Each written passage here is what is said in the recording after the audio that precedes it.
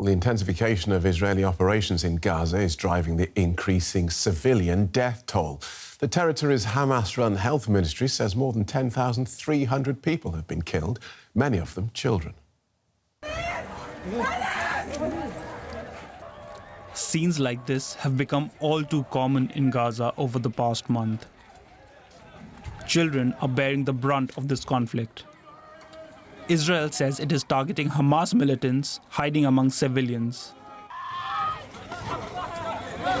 Thousands of Palestinians are trying to get away from the combat in northern Gaza, using whatever means of transport they can find.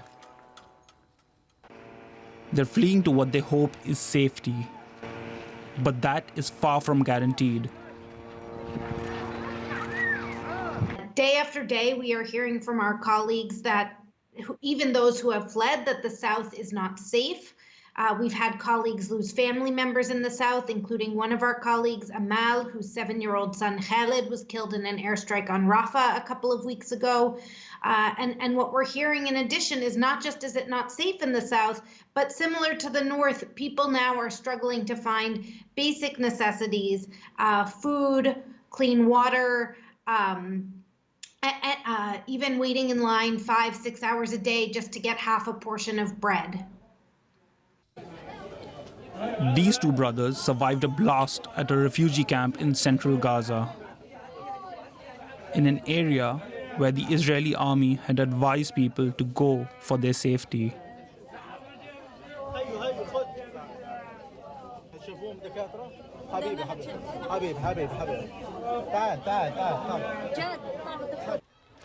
Further south, thousands of displaced have been sheltering at this UN school. We're still headed towards the unknown. No one knows where things are going or how long the war will continue. We've left our homes, our houses have been destroyed, and we are struggling in the streets.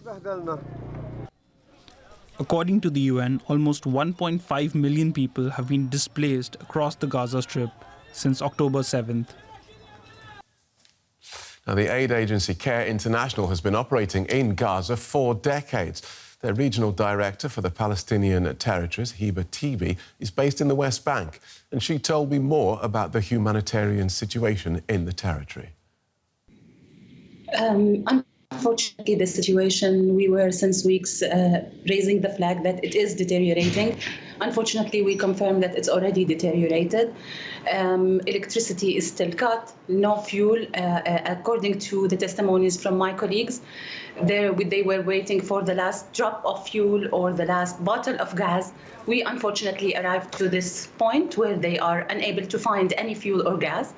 They are trying to use, for instance, wood to bake bread, but this is also very risky for them because now access to food is extremely difficult, and especially bread, where they are unable to find bread as per the announcement of the World Food Program head, who declared and announced that out of the 23 bakeries that they used to support, only one is working and functioning now.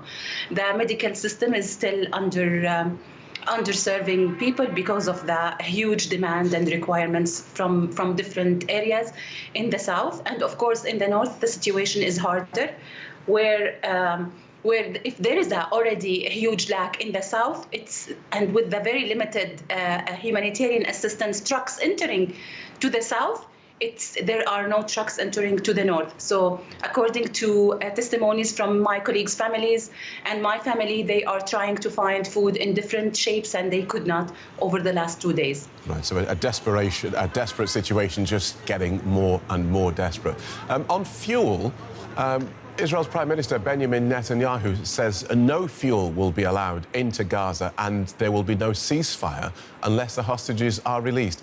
Can you see any way to meet Gaza's humanitarian needs without a ceasefire or even a pause in fighting? Unfortunately, everything is arriving to the end. Everyone now, we used to say that we are afraid of diseases spread due to lack of access to water or access to contaminated water. Now everyone is also very afraid, and according to the specialists from the different UN agencies, they also say now we add to the bombs and the potential waterborne diseases, the hunger and thirst, and unfortunately, even a pause, although anything is welcome, even a pause would mean that we will have very limited time and very limited amounts of assistance that we can distribute to people. Ceasefire is the only way where we can also accompany it with consistent amount of humanitarian assistance entering Gaza. So far, almost 500 something trucks entered, which is since October 21st. And now, and according to the estimation, it represents almost 1 day requirements for the people to meet their basic needs.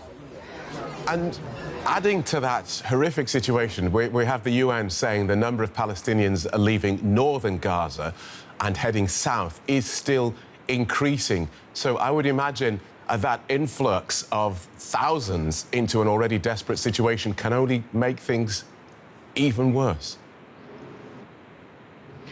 It's so true. What you have just said is also something that we all know will happen. Already the shelters are overcrowded. The resources are very limited, very shrunk. Everything is rationed. And now with the new numbers, new people coming from the north to the south, this is going to exhaust the very, very rare and few resources that they have. We expect more people to be sleeping outdoor, more people using contaminated water, more people to be hungry. Unfortunately, this is the situation, and if this is why we continue asking for ceasefire and facilitation of access of enough and safe distribution of humanitarian assistance. Thank you so much for joining us and outlining that desperate situation so clearly. Hiba Tibi from CARE International.